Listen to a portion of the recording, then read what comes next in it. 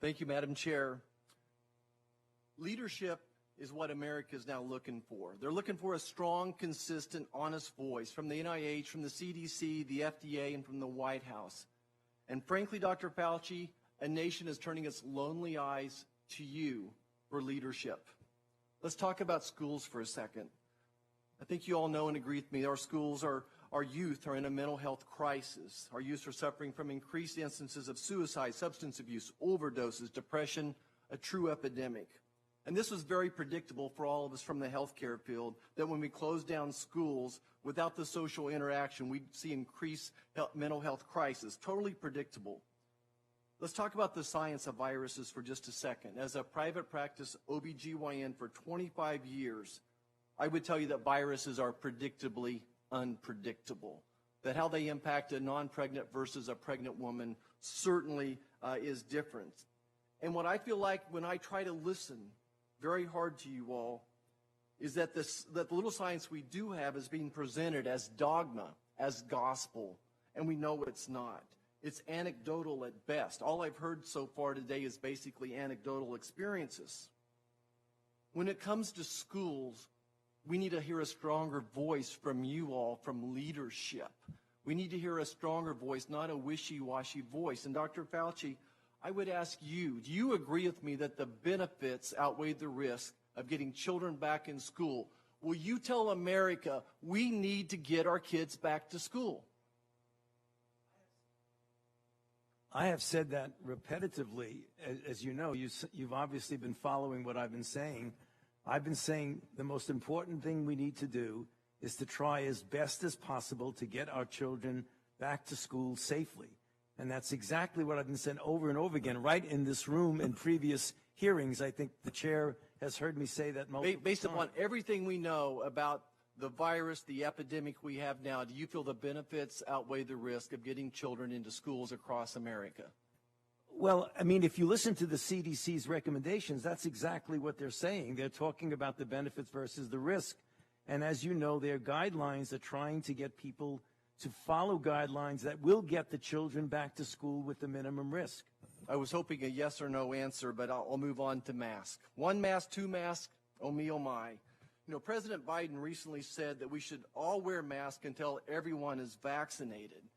That's probably the worst thing that could have been said for compliance. So many people have said, why would I go get a vaccine when the president says we have to keep wearing masks until everyone's vaccinated? We Americans feel like the goal line keeps moving.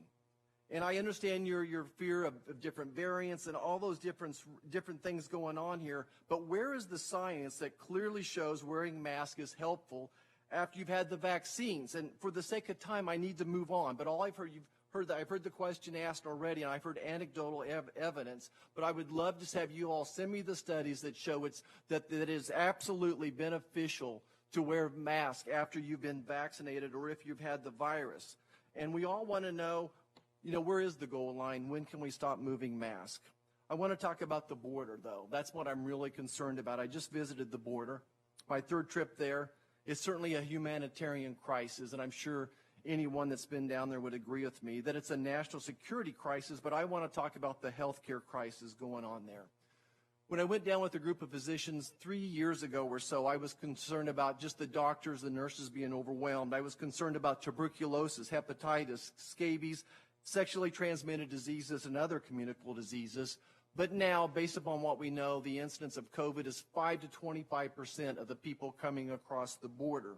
And then what I see is they take a group of folks, 50 to 60 people, they put them on one bus, and they do a couple of exams, and they all put them in some type of a dorm setting. So if they all didn't have the virus, they soon will, and then we let them go out into the public. That just seems hypocritical. The application that you're talking about for when we can let ships come to Alaska, and the concern about variants from South Africa, that just seems hypocritical to me. While I respect completely where you're coming from, it seems like it's a double standard. Dr. Fauci, are you comfortable with what we're doing on the border from an ID standpoint? The reason I would have to hedge on that, because I'm not really very deeply familiar with the details of what's going on at the border. And that's perfectly honest with you, Dr. Marshall. I really am not familiar enough with the situation at the border to be able to make a comment. If I was, I would. Whose job is it to know that? I can chime in and say that I am aware that at CBP sites that there's overcrowding and that we need to, from an infectious disease standpoint, from a COVID standpoint, we need to de-densify what is happening at CBP. We have been working closely with ORR as our children leave CBP and move to the ORR sites to work towards getting them screened and tested, which is why they have, you know what % positivity they have there. Those ORR sites are much improved compared to the CBP sites with regard to how those children are cared for, who is caring for them, and we are providing technical guidance on those ORR sites to work to make sure that they are as safe as possible using mitigation strategies at their But do you see the hypocrisy in what we're doing to America? We're saying that I can't have a barbecue with my entire family on the July 4th. I can't have Easter service worship together. But we're going to let people come across the border in mass numbers and just release them into, does that not seem hypocritical? I think there are two different situations that we have to handle. We have to handle in two different ways, and we have guidance and strategies for how we're providing technical guidance for the challenges that are occurring in the density at the border, and then we're trying to keep the public safe using evidence-based strategies there. Thank you. Thank you. I yield back. Thank you very much. Senator Rosen. Thank you, Chair Murray, Ranking Member.